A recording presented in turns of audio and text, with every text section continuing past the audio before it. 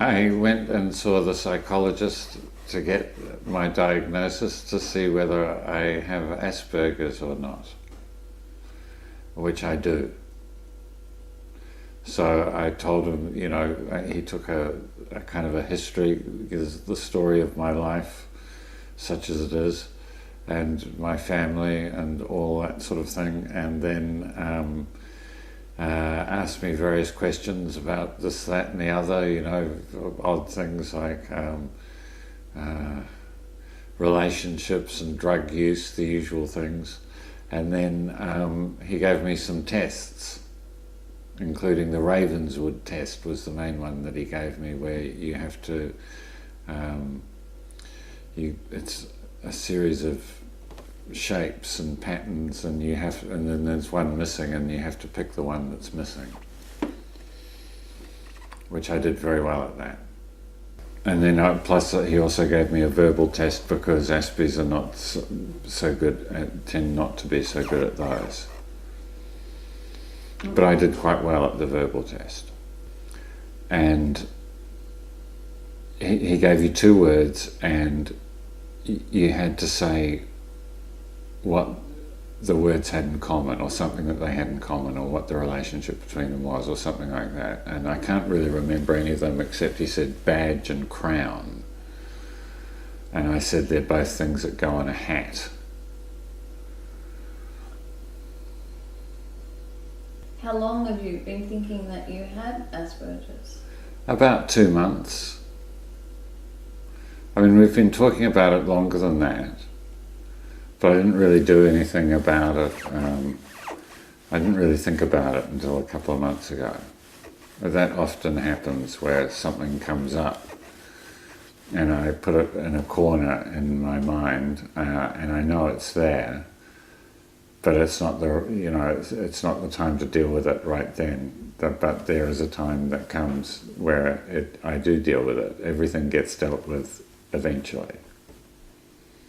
And so what was it that prompted you to go and deal with it now, or to take it out of the corner of your mind? I met this guy who was talking a little bit strangely. Well, I say he was talking strangely. What he was saying was a little bit strange. It was kind of intimate details of the lives of Indonesian political leaders. And also the way he spoke, there was some kind of disarrangement in the way that he spoke. And there seemed something strange about him. And he said, I have high-functioning autism spectrum disorder, which is, I mean, Asperger's no longer officially exists. It's all been rolled into that one term. And as soon as he said that, I sort of relaxed. Because I guess I'd accepted the possibility that I have Asperger's. I had accepted that possibility by then.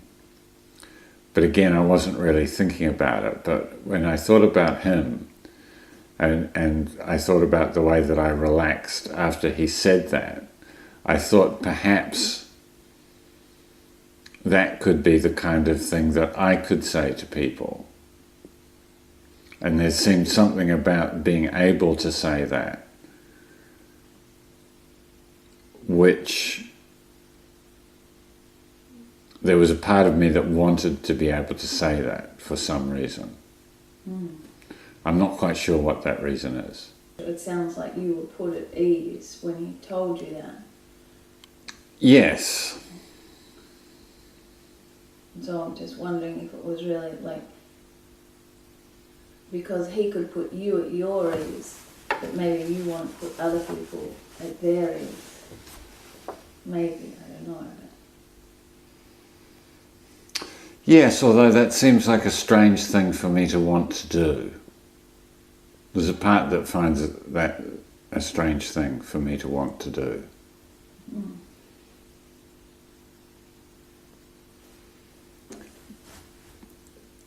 Because I don't have any control over what people feel anyway. So Why is it important that I put them at their ease? I don't know. There's a confusion there. So there's a confusion around that. Yes.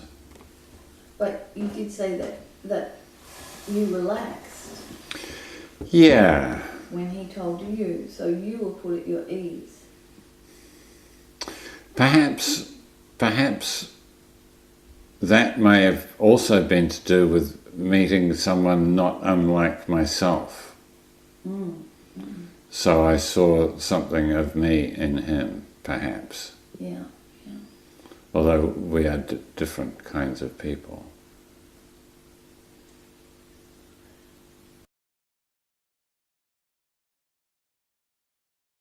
I didn't knock on the door because I arrived before he did, so it was up on the 40th floor, and so I was sitting in a Chesterfield chair in front of a large picture window, and I took a picture out the window and I posted it on Instagram, and I looked out the window quite a lot. Because I don't often spend time on the 40th floor of buildings, so I enjoyed that very much. And then he arrived and we went into his office. He was a nice guy. And then I suppose we spoke for about, I suppose the whole thing lasted for about an hour and a half. You know, because I heard that it can be quite a long process getting a diagnosis, and so I was expecting to have several appointments instead of just the one. But it's good because it's quite expensive, so only having the one is good from that point of view. And so how much was it to? It was $160, but I get quite a bit of that back through Medicare. Oh, that's good. Yes. So one consultation and you have a label. Well, he's one of the leading people in Melbourne that deals with Asperger's and autism, and most of his work is in the criminal justice system. He does assessments for people who are facing charges for whatever reason. I went to the train station, I got on the train and I went to work because there's an enormous amount to do at work, and I was busy pretty much all day with things, cutting things. And I didn't really have much time to think about it, but it feels as if something inside has begun to unravel. And so do you feel that now, like that? Is that inside you now, that sense of unraveling? Yeah. There's a sense that something is loosening.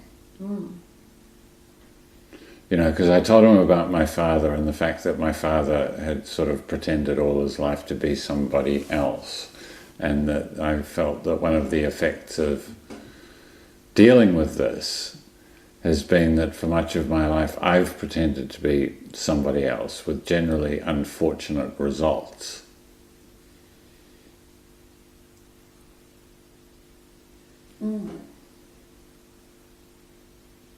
And so this unraveling, you think, is connected to the unraveling of having to pretend to be someone else? I don't know. I don't know what the unraveling is. It seems to be like an old drum, or you know, one of those things that you wrap cables around, those wooden things. Yeah. And it's got steel cable wrapped around it. So it looks like a giant ball, you know, giant, what are those things called that thread comes on? Reel, a giant reel of thread, except the thread is metal cable. And now that is kind of loosening.